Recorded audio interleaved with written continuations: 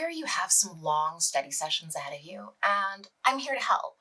I'm going to tell you how you can improve your concentration so that you can get these study sessions over, remember the information you need, retain it until you need it, and then recall it when it actually matters. But first, I'm Terrell, and this is Absolutely Studying. I bootstrapped my way through university while juggling a full-time job and a family. It was tough, but now I want to pay it forward. I want to supply you with all of the resources and support you need to flourish in your academic career. Today, we are going to improve that concentration with simple step-by-step tricks that you can implement right now while you watch the video. Let's go.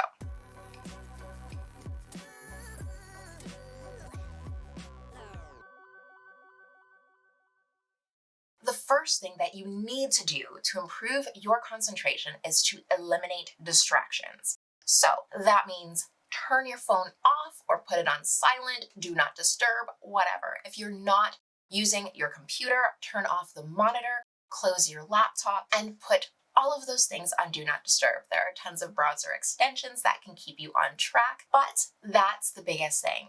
Go to a quiet area or somewhere with minimal background white noise so that you can just focus. Don't go somewhere high traffic or where your friends or people will find you easily if they're searching you out. Sit down with your books in a quiet space off to the side so that you can avoid as much distraction as possible. I know that that can be hard. It can be nerve-wracking. The first time I put my phone on Do Not Disturb, I just held it because being unreachable or what if something happens? But my next tip is going to help you with that.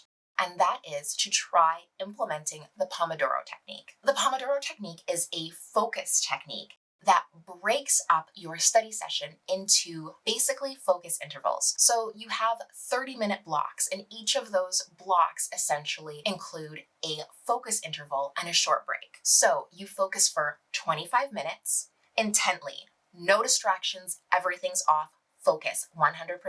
Then you have 5 minutes at the end for a break. So if you are one of those high anxiety people that need to always have their phone handy, you can turn your phone over for the first 25 minutes. And then during your 5-minute break, you can definitely check your phone. This means that you're not being asked to put your phone on silent or eliminate all distractions for the entire 4-hour study session. Instead, it's only 25 minutes, and I know you can do that. For the Pomodoro session, after 4 focus intervals, you get a long 20-minute break. And for that one, you can get up and do whatever you need. You can get up during the 5-minute sessions, just as long as you're back in time. But during that 20 minutes, you can actually decompress, stop studying, stop working your brain so hard, and just step away from the material. And that gives you a little bit longer. At the end of that 20-minute session, it starts over, and you just repeat that process over and over and over again until you are finished your study session. So that breaks down the amount of time you have to focus from 4 hours to 25 minutes. Now you have to repeat that 25 minutes over and over again, but it's so much longer to maintain your focus for 25 minutes than it is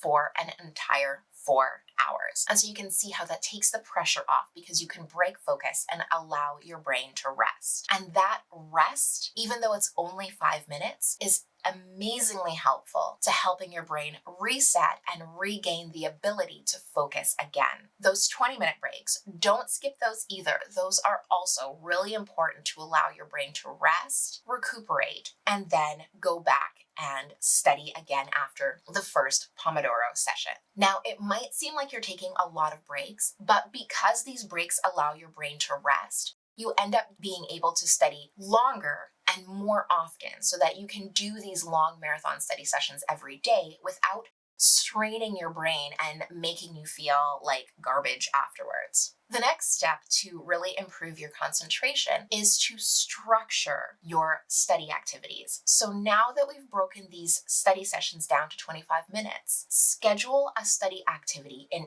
each of those 25-minute blocks. Now, you can do the same study activity for more than one block, but make sure you schedule that. If you want a Pomodoro planner, there is one in my study guide in the description. It's a template that you can print out and you can use it to help you plan all of your study sessions throughout the semester. So use that to plan each and every one of your Pomodoro blocks so that you know what you're studying, you can sit down, you can get straight to work, and it is structured. When your study activities are pre-planned and structured, you're less likely to wander off and go down the rabbit hole somewhere else. Instead, you're here, you're focused, and you are doing a specific activity until the time is up, then you break and you move on to the next one. And make sure that you are changing subjects regularly. So whether it is after an hour or two, don't spend too long on the same subject, because that is also going to diminish your ability to concentrate on it because your brain is bored of it and it's ready to move on. So make sure you are switching up both your study activity and the material you have to study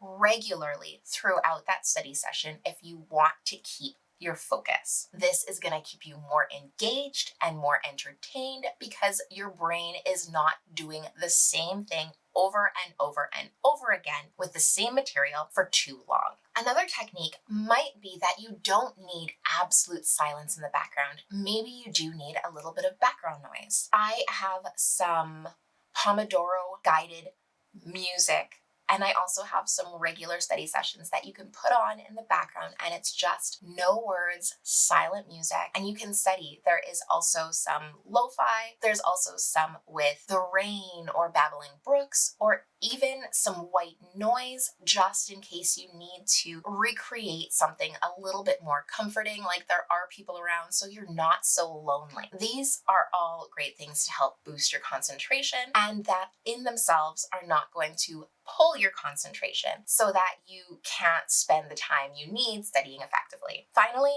and probably most importantly, switch up your study activities and don't do ones that you hate. When you know what study activities work best for you and what study activities you enjoy the most, you can find different ways to add new life and enjoy those particular study activities. I have about 20 different study tasks in the study planner in the description, and you can always just rotate through them, do different material, do different subjects, and kind of Frankenstein your study session together using those resources. I also have an article on 10 different ways you can use flashcards so that you can change things up and you're not doing the same thing over and over and over again, because it's that repetition that's really going to decrease your concentration and just make you feel bored, unmotivated, and not want to do anything. So I hope these tips helped. If you have any of your own, please toss them in the comments below. I love hearing them, and I'm sure other people would love to share them as well. And while you are down there,